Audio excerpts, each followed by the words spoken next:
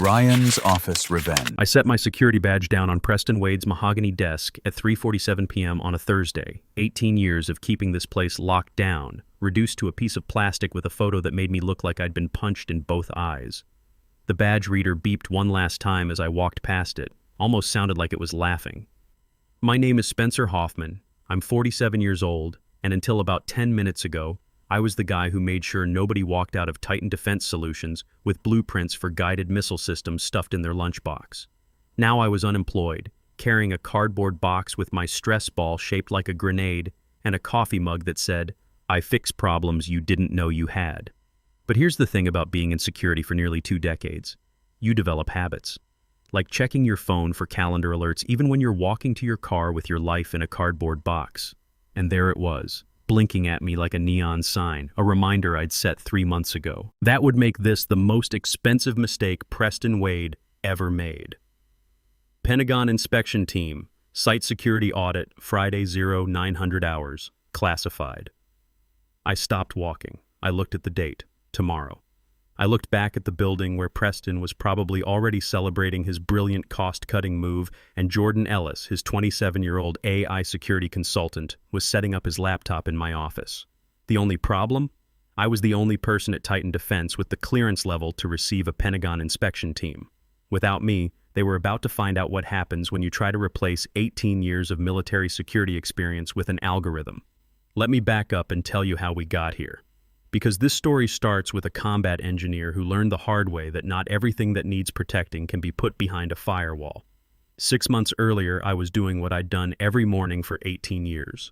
Walking the perimeter, physical inspection, eyes on target. You can't hack a pair of boots walking a fence line, and you can't algorithm your way past a guard who knows the difference between a delivery truck and a surveillance vehicle. I'd come to Titan straight out of the Army. Did 2 tours in Iraq as a combat engineer before I figured out I was better at keeping things secure than blowing them up. Titan handled defense contracts, guidance systems, targeting computers, stuff that made our missiles hit what they were supposed to hit instead of a school 3 miles away. My job was simple: keep the bad guys out, keep the classified stuff in, make sure when the Pentagon showed up for their quarterly inspections, everything was buttoned up tighter than a submarine hatch. Then Preston Wade bought the company. Preston was 35 years old and had an MBA from some school that cost more than my house. He looked at our security setup like it was a Model T Ford parked in a Tesla showroom. Everything was legacy systems and outdated protocols. He wanted to disrupt the security paradigm. I hate the word disrupt. In my experience, when something gets disrupted in a security environment, people die. Preston brought in Jordan Ellis as a consultant.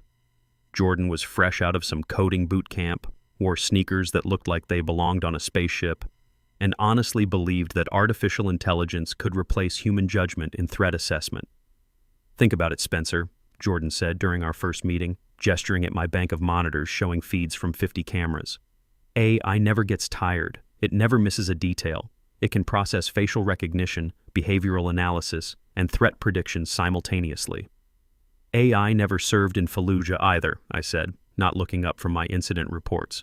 It never had to figure out which kid walking toward your convoy was carrying a backpack full of textbooks and which one was carrying 20 pounds of C4.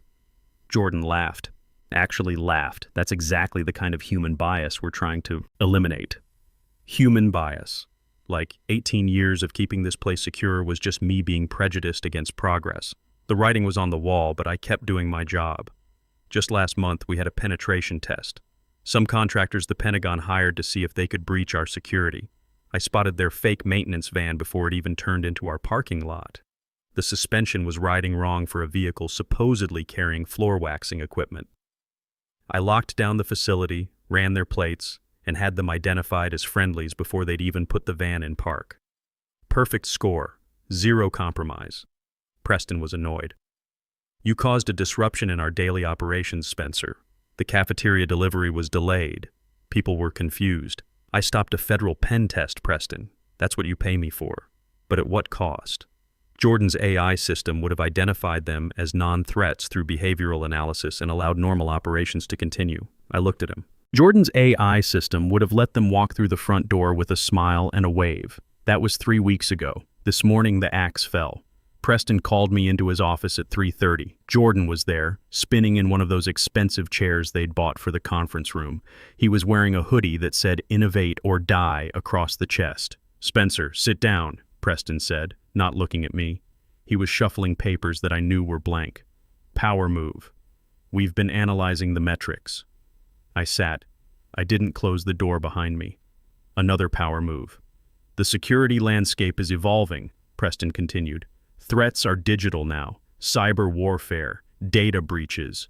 We need solutions that scale with modern challenges. We store physical prototypes of weapon systems, Preston. Someone still has to walk in here and steal them." "See, that's the old paradigm," Jordan chimed in, not looking up from his tablet. "Physical theft is inefficient. Everything valuable is data. Hardware is just slow software." I stared at him.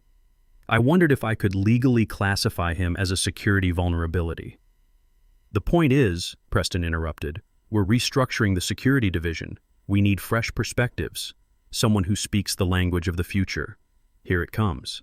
Jordan here has developed a comprehensive AI security solution.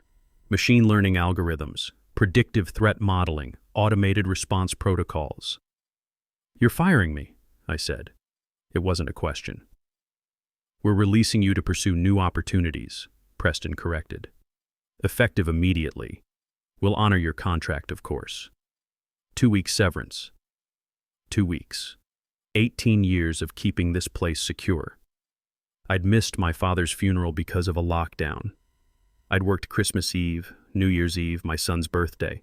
I'd given this company my prime years, and they were handing me 2 weeks' pay and a pat on the head. The heat rose in my chest, but I kept it locked down. When the alarm bells ring, you don't panic. You assess." "Understood," I said. "Who holds the clearance? Who's the point of contact for Pentagon inspections?" "Jordan is taking over all security functions," Preston said, puffing up like he'd just invented fire. I looked at Jordan. Jordan was trying to balance a pen on his nose. "Does Jordan have top-secret clearance? Has he completed his DoD background investigation?" "I have a clean record," Jordan said proudly. "Never even got a speeding ticket." "We're fast-tracking the paperwork," Preston waved his hand. "It's just bureaucratic red tape. Jordan has system access. That's what matters in the modern security environment." I stood there for exactly 3 seconds, looking at them. I looked at the motivational poster on Preston's wall that said, "Failure is not an option."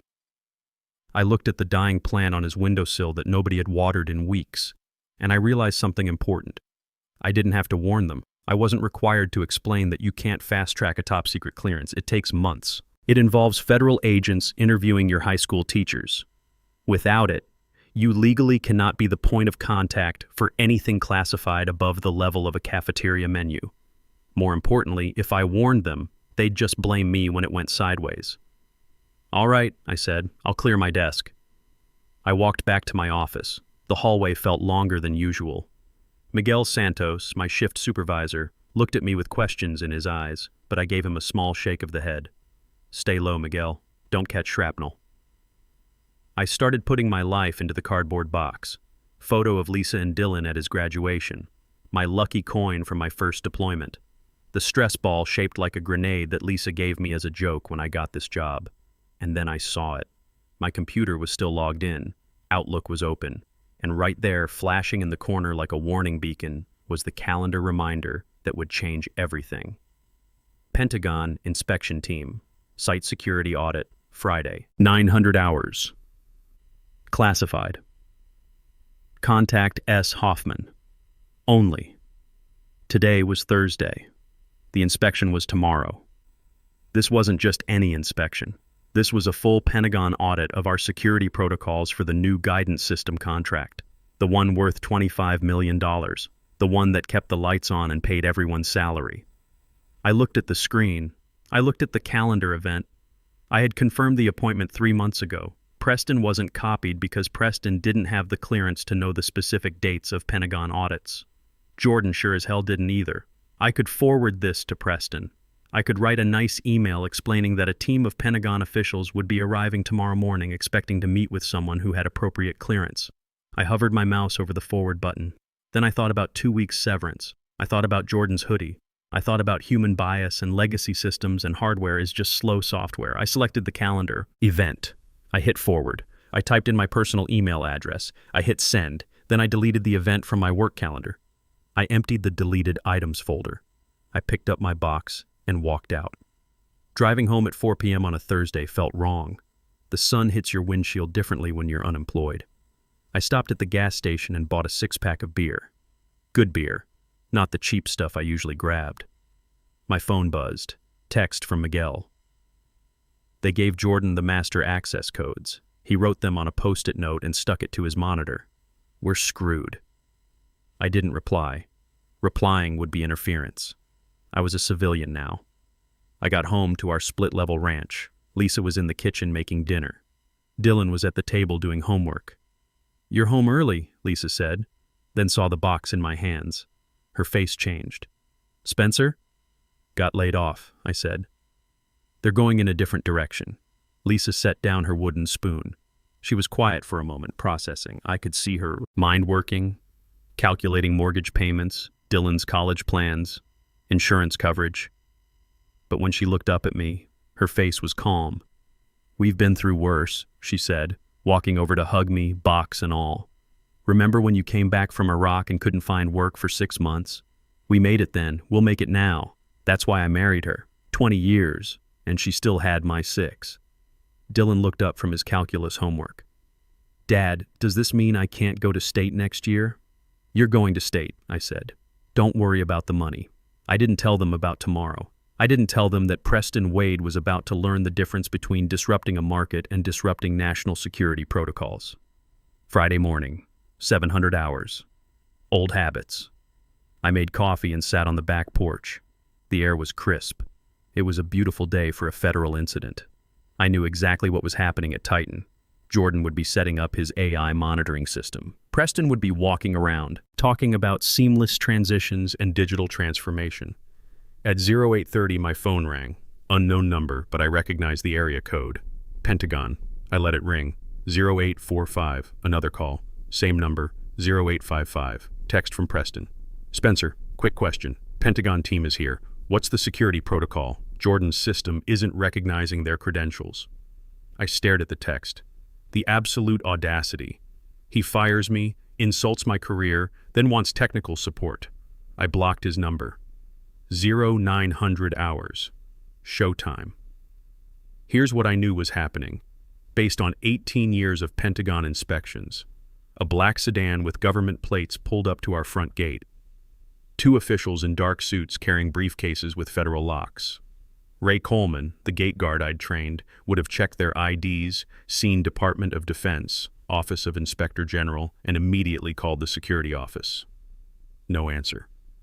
Jordan was probably trying to figure out why his AI wasn't categorizing them properly. Ray would wave them through because you do not hold up Pentagon officials. The sedan would park in the visitor spaces. The officials would walk into the lobby carrying themselves like they owned the building and everything in it. Hannah Brooks, the receptionist, would look up from her desk. "Can I help you?" "Federal Inspection Team," the lead official would say. "Let's call him Inspector Williams. We're here for the scheduled security audit. Where is Spencer Hoffman?" "Spencer doesn't work here anymore," Hannah would whisper, "because nobody wants to be the messenger when the message is this bad." The temperature in the lobby would drop 20 degrees. "Who is the current security director?" "Jordan Ellis." "Let me get him." Jordan would come out of the back office, probably wearing another hoodie, definitely not wearing a badge. He'd see 2 people in federal government suits and think, "Cool, maybe they're here to buy our AI system." "Hey there," Jordan would say. "I'm Jordan, head of digital security." Inspector Williams would stare at him. He'd see the hoodie, he'd see the sneakers, he'd see the complete absence of anything resembling federal security protocols. "Sir, I need to see your top secret clearance documentation immediately." "My what now?" And that's when the universe would snap in half. Williams would tap his earpiece. "Command, we have a problem at the primary site. Security contact is unavailable. Current personnel are not cleared for this level of inspection." Preston would come running out of his office, ready to smooth things over with his MBA charm. "Gentlemen, welcome to Titan Defense Solutions. I'm Preston Wade, CEO. How can we help you today?" "Mr. Wade," Williams would say, "we are conducting a mandatory security audit for your Defense Department contracts. We were scheduled to meet with Spencer Hoffman. We had to make some personnel changes. Jordan here is our new security director. He's implementing some very exciting AI solutions. Williams would look at Jordan. Jordan would probably wave. Mr. Wade, does this individual possess active top-secret clearance with the Department of Defense? He's in the process. Yes or no, sir? Not technically. Williams would turn to his partner. They'd exchange a look that could freeze helium. Sir, you have a facility handling classified defense contracts without properly cleared security personnel. We are shutting down this inspection immediately.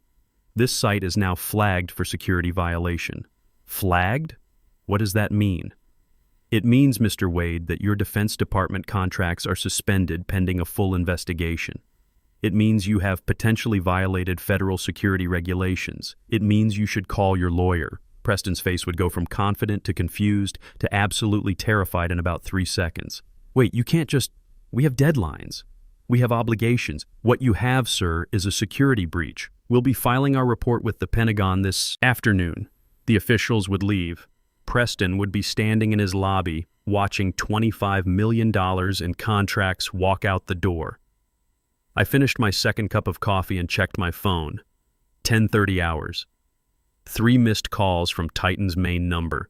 7 text messages from various coworkers. 1 voicemail from someone who identified himself as Pentagon liaison requesting immediate callback. I deleted them all. Meanwhile, back at Titan, the chaos was just beginning. Miguel texted me updates throughout the morning. Jordan locked himself in the bathroom. Preston is screaming at legal. They're seizing hard drives. Federal agents everywhere. Hannah quit. Just walked out. Can't blame her. By noon, the story was getting better. The Pentagon team hadn't just flagged the facility. They'd discovered that Jordan's AI system had been logging classified information to a cloud server, an unsecured cloud server. The kind that foreign intelligence agencies scan for fun. That's a felony. Multiple felonies, actually. Preston in handcuffs, Miguel texted. Jordan crying in parking lot. You're a legend. I didn't reply to any of it. I was a civilian now. I just sat on my porch drinking coffee, watching the world go by. 1,200 hours. My phone rang. Different number this time. Spencer Hoffman? Speaking. This is Colonel Patricia Stone, Pentagon Acquisitions Division. I believe you used to work at Titan Defense Solutions? Used to, yes ma'am. We've had an incident at their facility this morning. Their security director was unavailable for a scheduled inspection. We understand you're familiar with their protocols? I was, yes ma'am, until yesterday. I see. Mr. Hoffman, we're going to need to conduct a full security review of that facility. We'll also need someone with appropriate clearance to oversee the transition. Are you available for consultation? I smiled. I might be able to clear my schedule. Excellent. There's also another matter. Blackwater Security Solutions has been awarded the Regional Defense Contract Oversight position. They're looking for someone to head up their new facility security division. Interested? Regional oversight, multiple facilities, 25% pay increase, full benefits. Yes, ma'am, I'm very interested. Perfect. Can you start Monday? Roger that. I hung up and walked inside. Lisa was reading at the kitchen table. That was fast, she said. Sometimes things work out.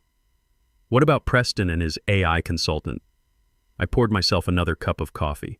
They're about to learn that you can't algorithm your way past federal security requirements. My phone buzzed.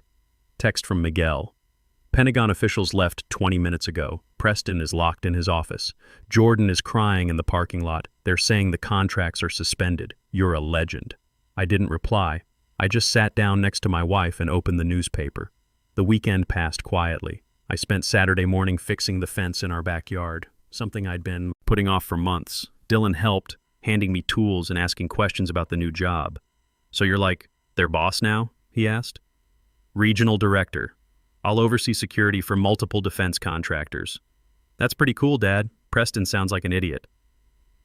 Preston made mistakes, I said, hammering in another fence post. But calling people names doesn't fix anything. What fixes things is doing the job right the first time. Sunday evening, I got a call from Miguel. Spencer, you need to hear this. Federal agents showed up this morning, seized everything. Computers, files, even Jordan's tablet. Word is they found classified information on unsecured servers. Preston's looking at federal charges. That's unfortunate, I said. Come on, man. You had to know this would happen. Miguel, I followed my termination agreement to the letter. I returned all company property and ceased all access to company systems. What happened after that wasn't my responsibility. Miguel laughed. You're cold, brother. Remind me never to fire you. Monday morning, 0700 hours. New office, same habits. My desk overlooked the Potomac River. Real window, real view. My nameplate said Regional Security Director, Defense Contract Oversight. My first email of the day was a security briefing about a company called Titan Defense Solutions. Apparently, they'd lost their Defense Department contracts due to security violations. The facility was under federal investigation. The CEO had been arrested on charges of mishandling classified information. I archived the email and moved on to more important things. My second email was from Colonel Stone. Spencer, Titan's former CEO Preston Wade, has been charged with violation of the Espionage Act. His AI consultant Jordan Ellis has been banned from federal contracting for life. The facility is being shut down permanently. Thanks again for taking the regional position. Your first facility inspection is Thursday. P. Stone. I leaned back in my chair. The morning sun was warming my office. I could hear the hum of properly functioning security equipment in the distance. My phone rang. Unknown number but local area code. Spencer Hoffman. Mr. Hoffman, this is Rebecca Turner, investigative journalist with Defense Weekly. I'm writing a story about the Titan Defense incident. Would you be available for comment? I'm sorry, Ms. Turner, but I'm not authorized to discuss ongoing federal investigations. But you were their security director for 18 years. You must have some insight into what went wrong. I thought about it for a moment. Off the record? Of course. Sometimes people think they can innovate their way around fundamental requirements. Security isn't about being cutting edge. It's about being reliable. When you prioritize innovation over competence, you get what happened at Titan. Do you think the charges against Preston Wade are justified? Ma'am, if someone without proper clearance had access to classified information, and if that information was stored on unsecured systems, then federal law is pretty clear about the consequences. One more question. Do you feel vindicated? I looked out my window at the river. A tugboat was pushing a barge upstream, slow and steady against the current. Ms. Turner, vindication implies I was wronged. I wasn't wronged. I was just replaced by people who didn't understand the job. The system worked exactly as it was designed to work. After I hung up, I opened my laptop and got to work. I had 5 facilities to inspect this week, 12 security protocols to review, and 30 clearance applications to process. My phone buzzed. Text from Dylan. Dad, got my acceptance letter from state. Full scholarship for engineering. Thanks for not giving up. I smiled and typed back, Roger that, son. Proud of you. Lisa texted a few minutes later. Saw the news about Preston on TV. Federal charges. You okay? I'm good. Justice system works when you let it. Dinner at 6? I'm making your favorite. Roger that. Love you. At lunch, I drove past the old Titan facility. There were federal agents' cars in the parking lot and yellow tape across the main entrance. A sign on the fence said, "Facility closed. Federal investigation in progress." I didn't stop. I had other places to be. That evening, I sat on my back porch with a beer, watching the sunset. Lisa joined me with her glass of wine. "You don't seem surprised by any of this," she said. "I'm not. Did you know it would happen?" I took a sip of my beer. I knew Preston didn't understand security requirements. I knew Jordan didn't have the clearance to do the job. I knew they'd eventually run into something they couldn't fake their way through. But you didn't warn them. Would you warn someone who just fired you? Lisa was quiet for a moment. Probably not. Besides, warning them wouldn't have changed anything. They would have ignored it, just like they ignored everything else I tried to teach them. Some lessons you learn in combat, some lessons you learn in life. But the most important lesson I ever learned was this. Competence doesn't need to be loud. It just needs to be there when incompetence finally runs out of places to hide. I opened my laptop and checked my calendar for tomorrow. 3 facility inspections, 2 clearance reviews, and a briefing with Pentagon officials about new security protocols. There were other facilities to protect, other protocols to maintain, and somewhere out there, there was probably another Preston Wade getting ready to disrupt something that shouldn't be disrupted. Good thing there are still people like me around to keep the lights on. Experience beats innovation when lives are on the line. You can't disrupt your way past bullets, and you can't algorithm your way around human judgment that's been tested in real combat. The most dangerous enemies aren't the ones shooting at you from across the battlefield. They're the ones sitting in boardrooms, making decisions about things they've never had to live with the consequences of.